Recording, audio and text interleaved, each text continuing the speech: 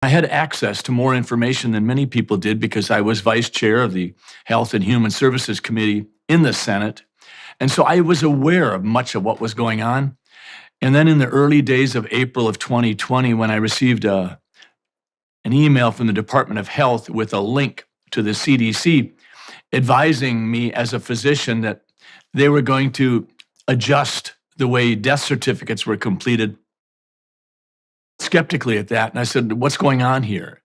And without meaning to be any kind of grand whistleblower, I ended up making comment about this on a local TV program that I'd been on the news for. And that traveled quickly. What did adjust death certificates mean? Basically, in the Minnesota Department of Health communication to the physicians, they said, if you believe that COVID-19 may have contributed to the cause of death, you can go ahead and put it down as the cause of death.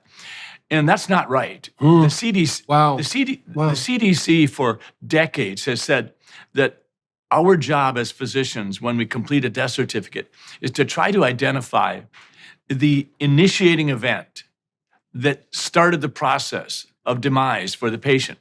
So, for example, if I have a heart attack tomorrow and a month later I have congestive heart failure and we find that the heart attack was so substantial that I've lost the ability to effectively pump blood, and we learn that I'm not a candidate for transplant and there's no remedies for my situation, and over time I falter and become more and more frail, and perhaps I go on hospice knowing that I have end-stage heart disease.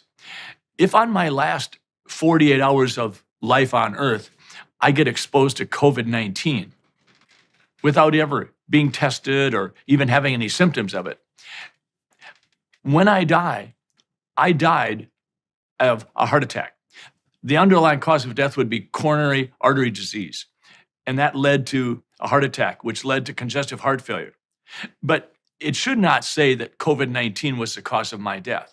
We were being encouraged to go ahead, and they said in this document, if you think that COVID-19 was a contributing condition, you can put it down as the cause of death.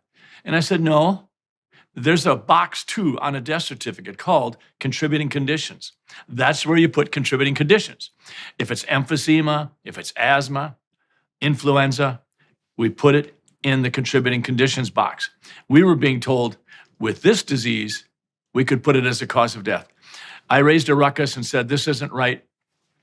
I did not get any response from the Department of Health.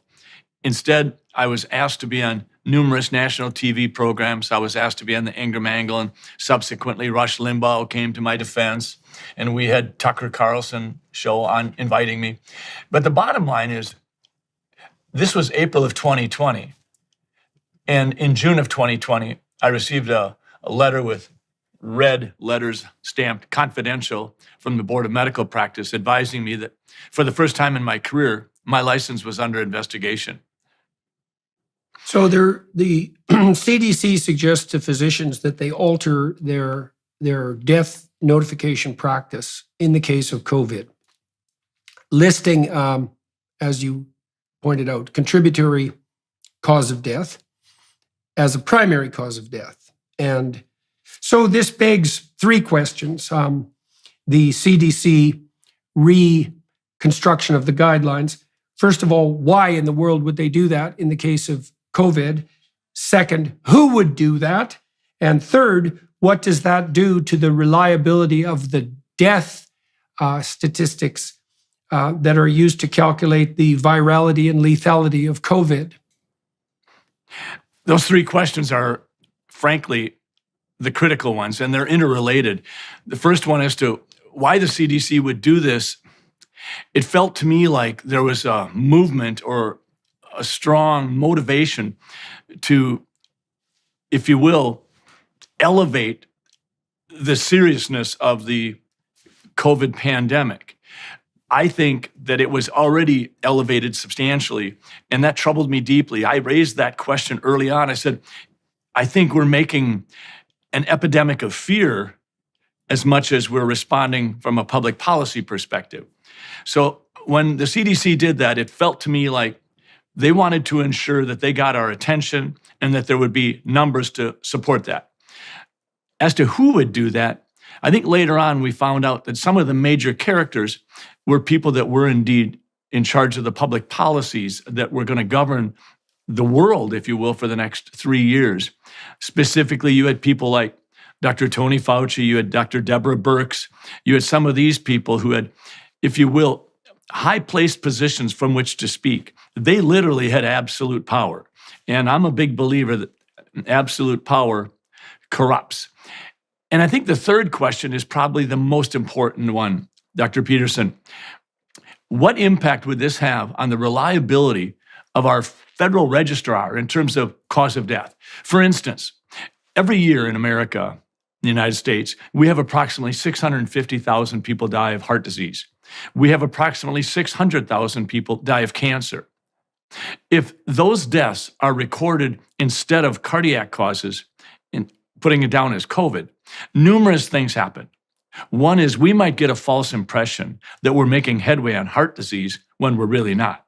You might see pharmaceutical companies coming to the fore saying, see, we told you, if you take our drugs, if you prescribe our drugs, put more people on Lipitor, we will reduce the heart cause of deaths.